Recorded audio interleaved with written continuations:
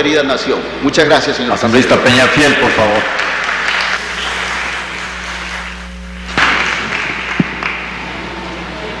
Gracias, señor presidente.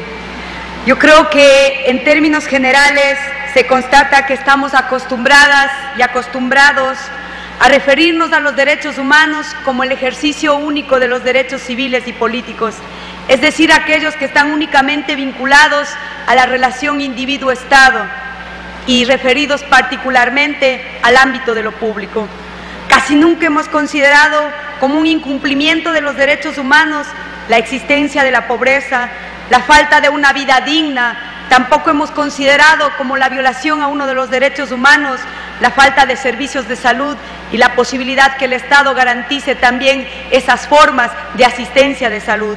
Menos aún hemos relacionado el tema de la violencia intrafamiliar, la violencia a los derechos sexuales, a los derechos reproductivos, como una violación a los derechos humanos.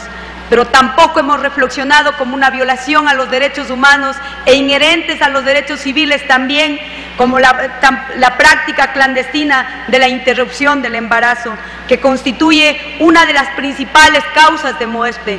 Y este no es un debate entre lo divino y lo antidivino, entre lo bueno y entre lo malo, tampoco desde la visión donde unos lo miren, sino desde la necesidad de incluir ese grito de cientos de miles de ciudadanos que habitan en nuestro país, también de introducir ese derecho a la vida como una vida plena y una vida digna. Me permito decirles a los colegas asambleístas que más allá de ese discurso lírico, también hemos dicho que la Constitución que estamos redactando tiene que ser una Constitución progresiva. El Ecuador ha suscrito y ha ratificado tratados internacionales fundamentales en el ámbito de los derechos humanos y en general de los derechos humanos de las mujeres, de los niños, niñas y adolescentes, entre los que están el derecho a la vida, a la libertad, a la seguridad e integridad física, a la autonomía, el derecho a la igualdad y no discriminación, el derecho a la salud reproductiva y a la salud sin ninguna intimidación. Algunos de estos derechos están consagrados en 3 instrumentos internacionales de los derechos humanos más importantes, como la Declaración Universal de los Derechos Humanos, el Pacto Internacional de los Derechos Civiles, el Pacto Internacional de los Derechos Económicos y Sociales y Culturales. Igualmente, en la Declaración Universal de los Derechos Humanos, en su articulado se establece: todo individuo tiene derecho a la vida, a la libertad, a la seguridad de su persona. Esta tiene una jerarquía sobre la Convención Americana de los Derechos Humanos que se dispone. Por otro lado, igualmente se encuentra establecido en el artículo 4 que toda persona tiene derecho a que se respete su vida. Este derecho está protegido por la ley y en general nadie puede ser privado de la vida arbitrariamente. Consideramos, señor presidente, que el texto propuesto por la mesa tendrá que ser perfeccionado y por eso planteamos que el texto debe decir: toda persona tiene derecho a la vida, se prohíbe la pena de muerte. Igualmente consideramos importante y que ha traído aquí al debate algo que debemos desmitificar. Creo, señor presidente, que hay que deshacerse del papel del cuerpo como un destino único de la reproducción, que ha sido el sustento ideológico y práctico de la desigualdad.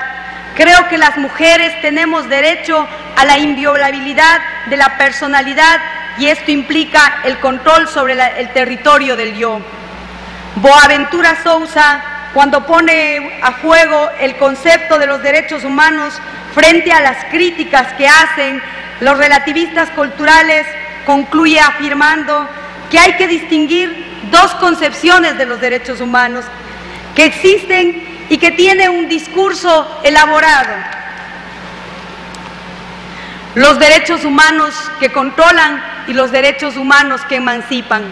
Creo que el negar y no establecer los derechos sexuales y reproductivos sin duda tiene un efecto controlador.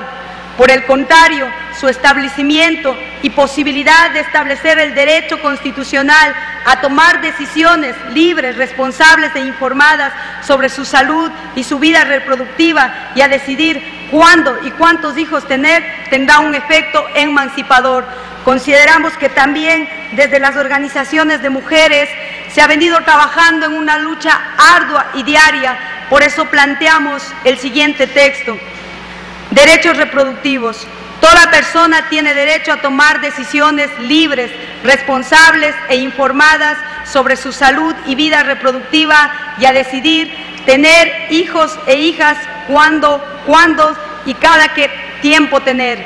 El Estado garantizará a todas las personas el acceso a servicios de educación, información y de salud sexual y salud reproductiva necesarios para el ejercicio de estos derechos acorde con los avances de la ciencia y la tecnología. Los derechos relacionados con la vida, la supervivencia, la seguridad y la sexualidad se aplican para exigir a los Estados eliminar barreras para acceder a los servicios básicos necesarios para la salud sexual y reproductiva. Estos derechos incluyen el derecho a la vida y a la supervivencia, al derecho a la libertad y a la seguridad de la persona, el derecho a estar libre de tortura y de tratos inhumanos y degradantes. Estos derechos son importantes para aclarar el contenido y el significado de estos derechos y aplicarlos de manera efectiva a fin de hacerlos exigibles. De allí que toda persona tiene derecho y libertad de decidir sobre su vida sexual y sobre su vida reproductiva para el ejercicio pleno de sus derechos sexuales. Considero, señor presidente, que quienes hemos vivido en carne propia, escuchando a diario en las comisarías de las mujeres y la familia, hemos entendido esta necesidad como un derecho que las mujeres deben ser reivindicados. Consideramos que no es entre el bien y el mal, ni entre la vida ni entre la muerte, sino entre la libertad y la vida digna. Gracias, señor presidente. Gracias, Asamblea.